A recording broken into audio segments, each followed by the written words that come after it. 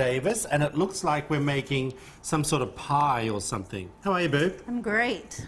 Good. Well, this week I think I've been just talking about all these fall flavors and like fall fruits, and something that I think is not used enough is like fresh pears. I agree. And this is a delicious, kind of simple, but again, an elegant little dessert for entertaining.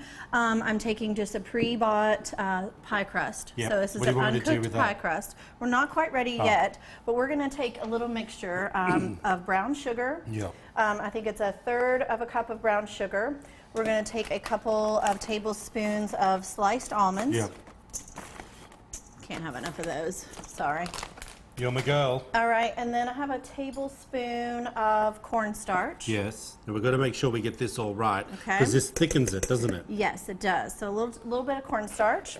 Yep. And then some pumpkin pie spice. Ooh, let me So smell. Oh, no, pumpkin pie I'm not smelling it spice. because I'll sneeze. He's done that once before. But you have cinnamon, nutmeg, ginger, cloves. Perfect, right? All right, For I'll have fall. a smell. It's wonderful. Oh, yum. So a nice little mixture, couple tablespoons, pumpkin pie spice. Okay? Okay. All right, and then we're just going to kind of, give that a little stir.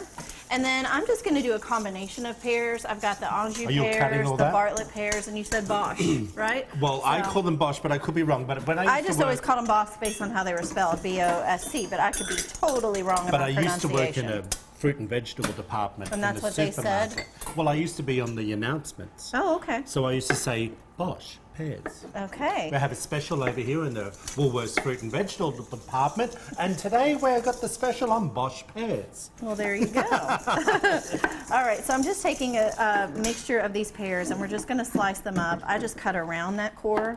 Yep. See? That way you don't have to deal with taking the seeds out. Yeah, but they're beautiful. Oh, you've got the nushy pears here too. All right. You call them Asian pears. Yes, Asian pears. Yeah. All right, so then we're just going to go with some slices, right? Now, so what I want you to do is start layering these slices right here in the center. Oh, well, put Just them nice over and here pretty. because you've got the big knife.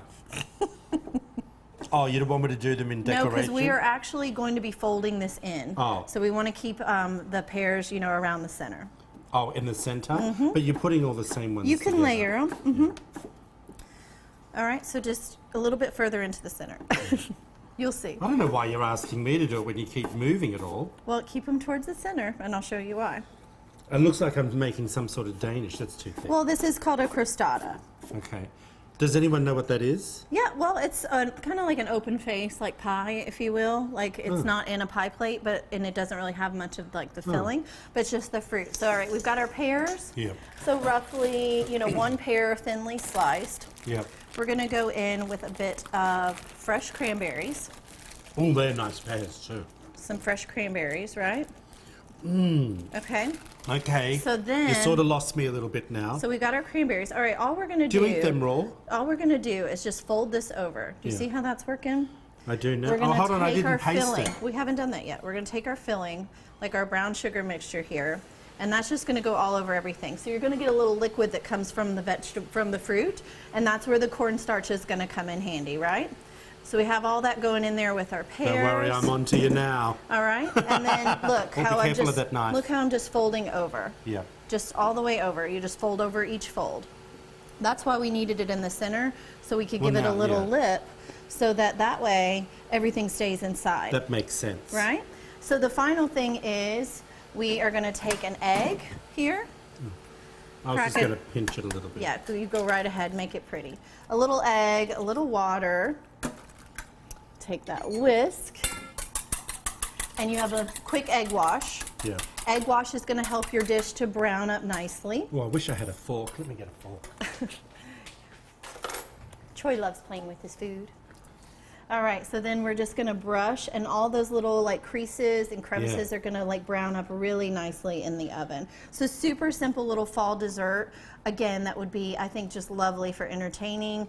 And then you can just cut it almost like a pizza. Now, if this was me, Shut up, Troy.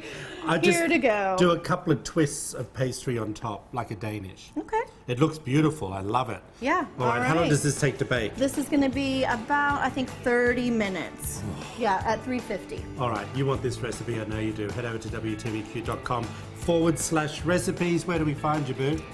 You can find me at Chef Allison Davis on Instagram, and you can sign up for some fall baking classes and all kinds of fun stuff here at wildtimecooking.com. See you after the break. Gonna eat these.